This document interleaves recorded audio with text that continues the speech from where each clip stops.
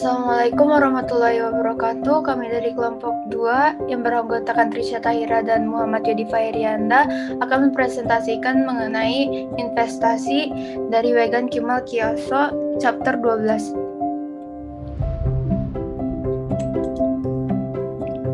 Jadi, mengapa perusahaan berinvestasi? Perusahaan beli investasi dalam bentuk hutang atau sekuritas saham karena salah satu dari 3 alasan.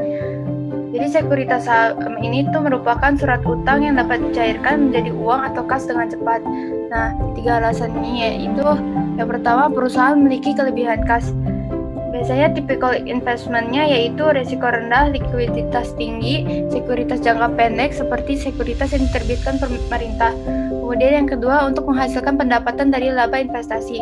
Biasanya tipikal investmentnya yaitu sekuritas hutang, bank dan lembaga keuangan lainnya, dan sekuritas saham seperti reksadana dan dana pensiun.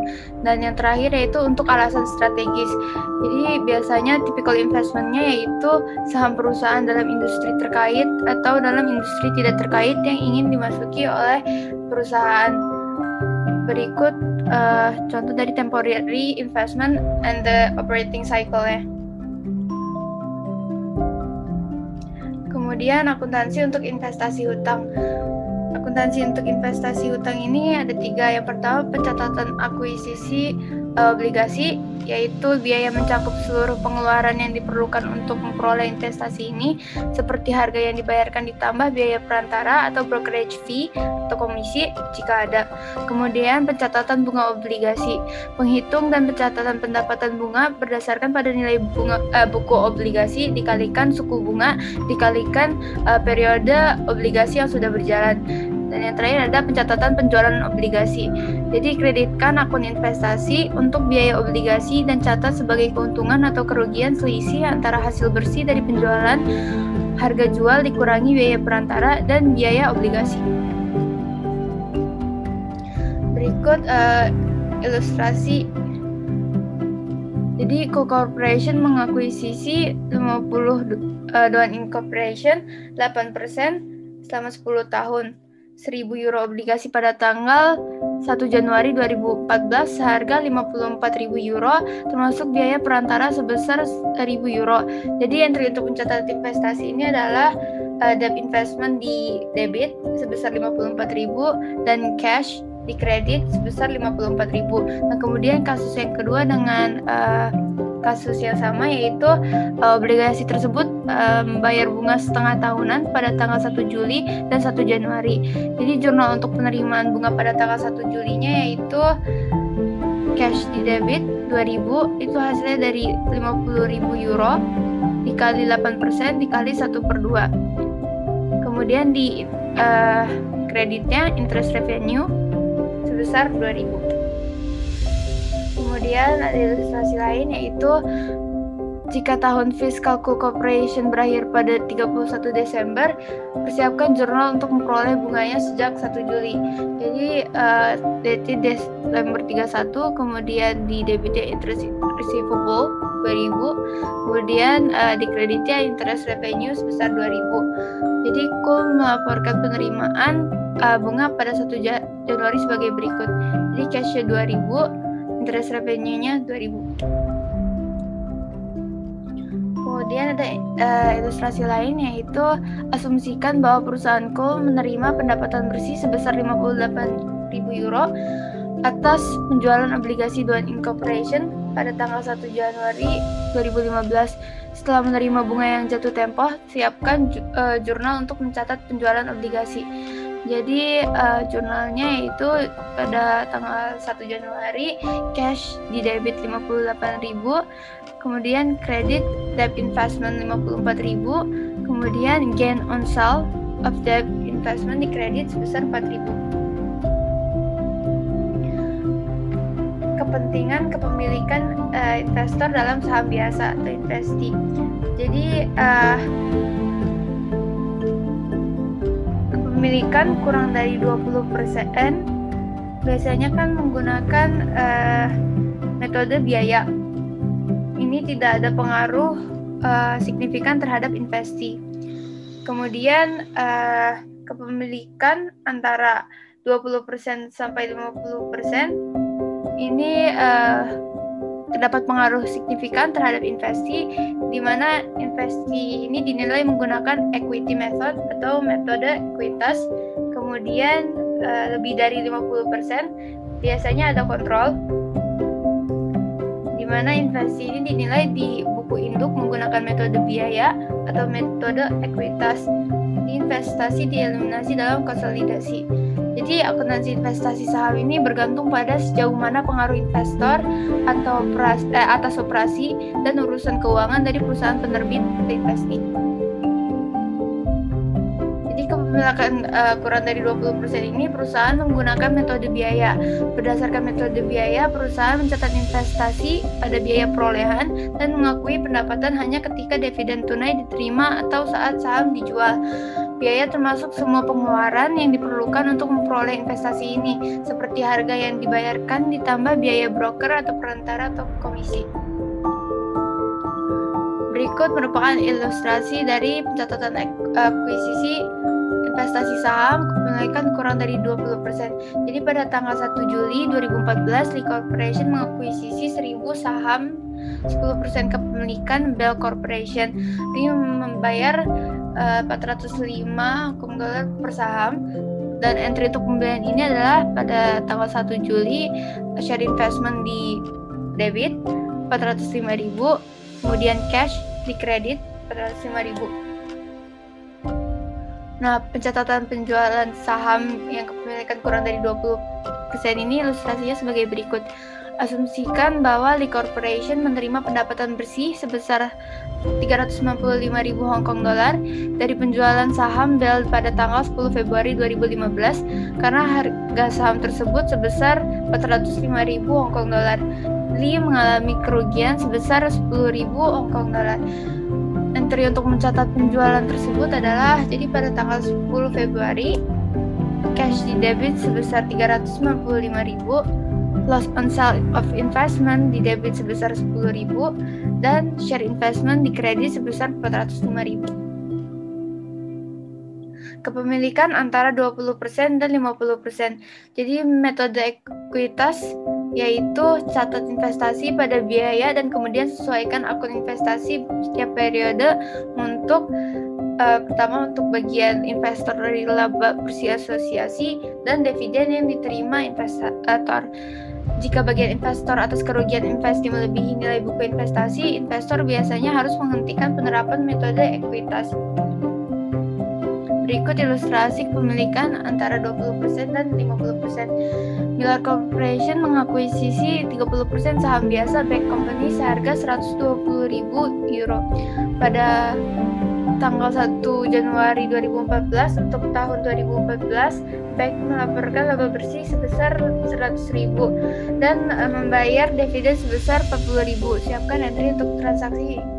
Jadi pada tanggal 1 Januari dicatat share investment di debit sebesar 120.000, kemudian cash di kredit sebesar 120.000, kemudian pada tanggal 31 Desember share investment dicatat di debit 30.000, dari 100.000 dikali 30%, kemudian di kreditnya revenue from share investment di kredit sebesar 30.000, dan Desember 31 lagi yaitu cash di debit sebesar 12.000, dari 40.000 dikali 30%, kemudian di kreditnya share investment 12.000.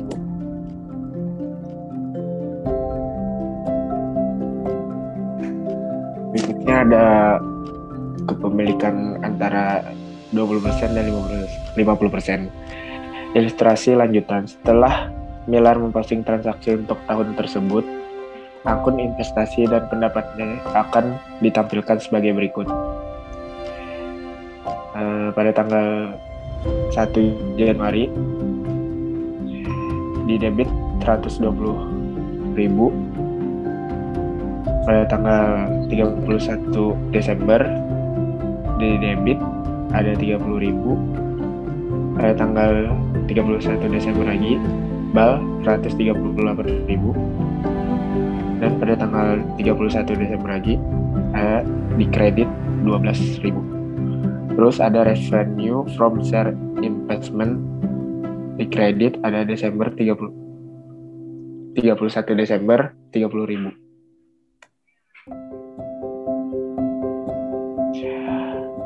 Selanjutnya ada kepemilikan lebih dari 50%. Induk perusahaan ketika sebuah perusahaan memiliki lebih dari 50% saham biasanya dari entitas lain.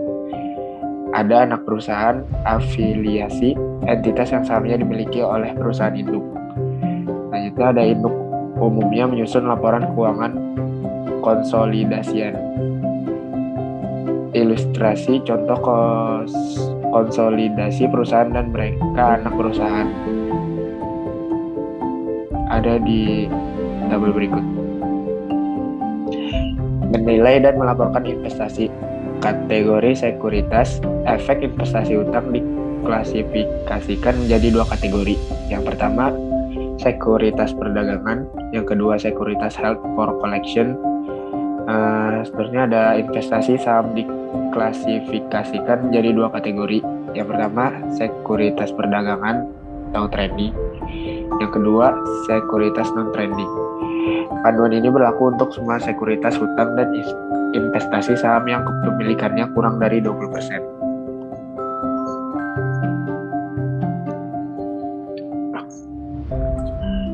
Berikut ilustrasi valuation guidelines. Ada trending. Kami akan menjual dalam 10 hari. Diukur dengan nilai wajar dengan perubahan yang dilaporkan dalam laba bersih.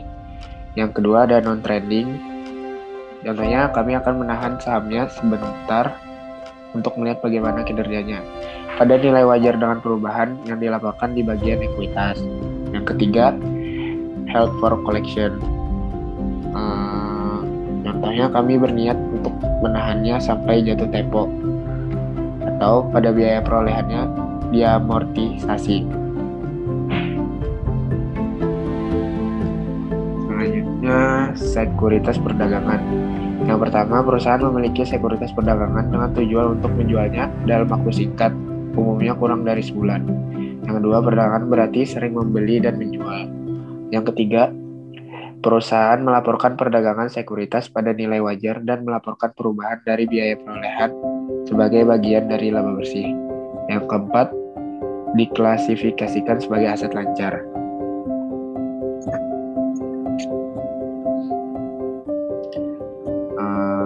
Sekuritas perdagangan. Ilustrasinya, investasi Pacek Corporation diklasifikasikan sebagai sekuritas perdagangan pada tanggal 31 Desember 2014. Investment Yorkshire Company Bond, cost-nya ada 50.000 euro, fair value-nya 48.000 euro. Unrealized gain loss-nya ada 2.000 euro. Kodak Company shares, cost-nya ada 90.000, fair value-nya ada 99.000, loss-nya ada 9.000. Total, jadi totalnya cost 140.000 euro, fair value-nya 147.000 euro, dan loss-nya ada 7.000 euro. Ayat jurnal penyesuaian untuk Pacek Corporation adalah 31 Desember, fair value adjustment trending-nya di kredit ada 7.000, di debit ada 7.000, unrealized gain income-nya di kredit ada 7.000.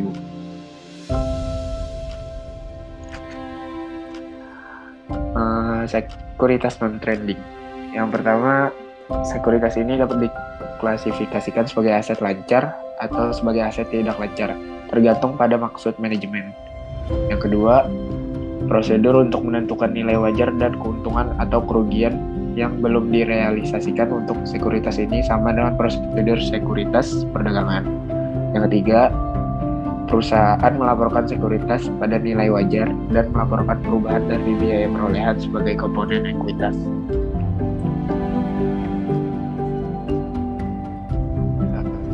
Selanjutnya ada ilustrasi lagi, asumsikan bahwa Ingrau Corporation memiliki 2 sekuritas yang diklasifikasikan sebagai non-perdagangan.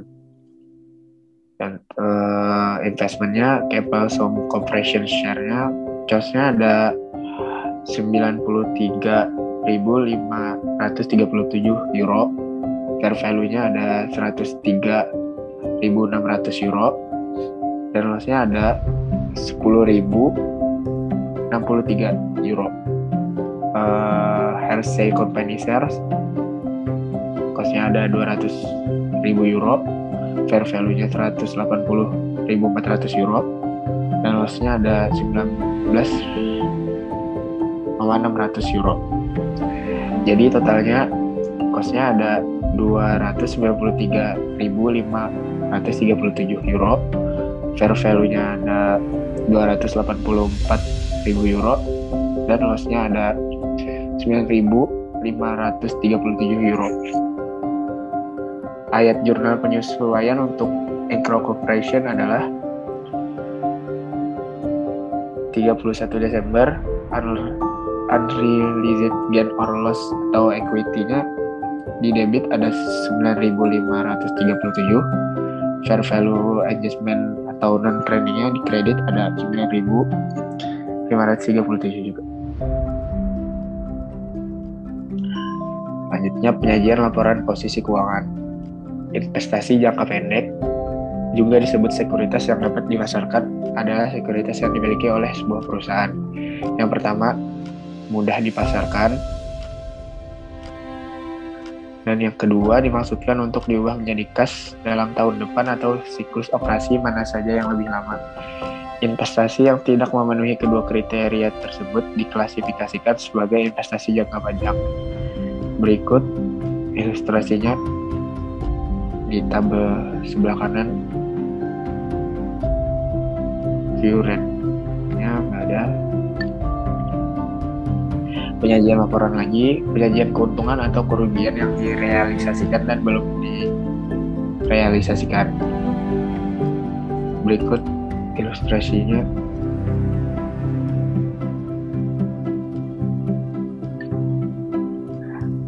Keuntungan atau kerugian yang sudah dan belum direalisasikan. Keuntungan atau kerugian yang belum direalisasikan atas sekuritas non-perdagangan dilaporkan sebagai komponen ekuitas yang terpisah. Share capital ordinary-nya ada 3 juta euro. Terus retained earnings-nya ada 1.500 euro, less unrealized loss on non-trading securities jadinya 100 euro, total equity-nya 4.400 euro.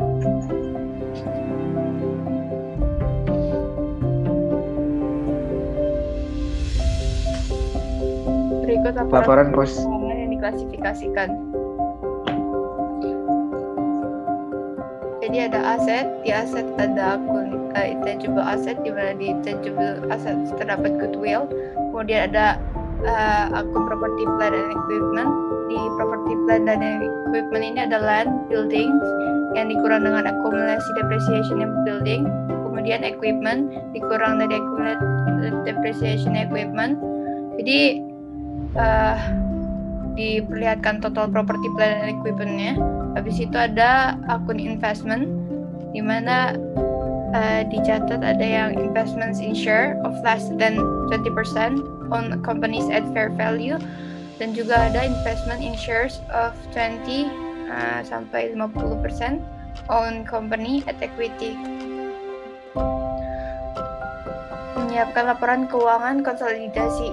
Jadi laporan posisi keuangan konsolidasi, di mana perusahaan menyiapkan laporan konsolidasi posisi keuangan dari laporan individu mereka, perusahaan afiliasi. Transaksi antara perusahaan afiliasi adalah diidentifikasikan sebagai transaksi antar perusahaan dan dieliminasi dalam konsolidasi. Berikut ilustrasi dari laporan posisi keuangan konsolidasi, di mana contohnya asumsikan bahwa pada tanggal 1 Januari 2014 Powers Construction Company membayar tunai 150.000 untuk 100% saham biasa Serto Brick Company. Power Company mencatat investasi pada biaya. Jumlah gabungan tersebut tidak mewakili laporan posisi keuangan konsolidasian karena telah terjadi penghitungan ganda aset dan ekuitas sebesar 150.000. Berikut jawabannya.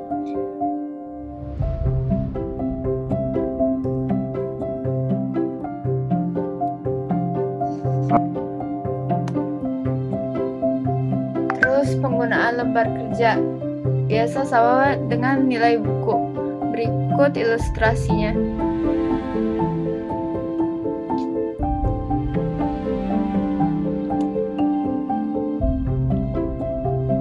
Kemudian berikut ilustrasi penggunaan lembar kerja biaya di atas nilai buku. Jadi ilustrasinya asumsikan data yang sama digunakan di atas, kecuali bahwa Power Company membayar tunai 165.000 untuk 100% saham biasa Serto. Kelebihan biaya atas nilai buku adalah 15.000, di mana dapatkan dari 165.000 dikurang 150.000. Berikut ilustrasi jawabannya dari penggunaan lembar kerja biaya di atas nilai buku.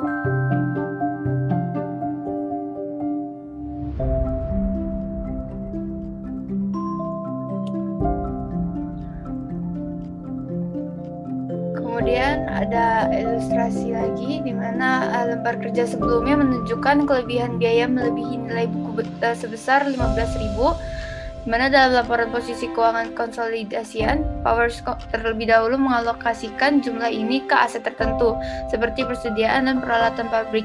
Jika nilai pasar wajarnya pada tanggal akuisisi melebihi nilai bukunya, sisanya dianggap niat baik. Untuk perusahaan Serto, asumsikan bahwa nilai pasar wajar aset tetap adalah 155.000. Jadi Powers mengalokasikan 10.000 dari selisih lebih biaya di atas nilai buku untuk aset tetap dan sisanya 5.000 untuk goodwill. Berikut jawabannya.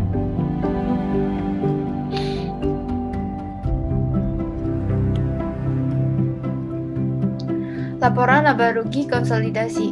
Pernyataan menunjukkan hasil operasi terafiliasi perusahaan seolah-olah mereka adalah satu unit ekonomi. Kemudian semua pendapatan dan beban transaksi antar perusahaan harus dieliminasi, dan lembar kerja memfasilitasi persiapan konsolidasi laporan laba rugi dengan cara yang sama seperti yang dilakukannya untuk laporan posisi keuangan. Sekian dari kelompok kami. Apabila ada salah kata, mohon maaf. Assalamualaikum warahmatullahi wabarakatuh.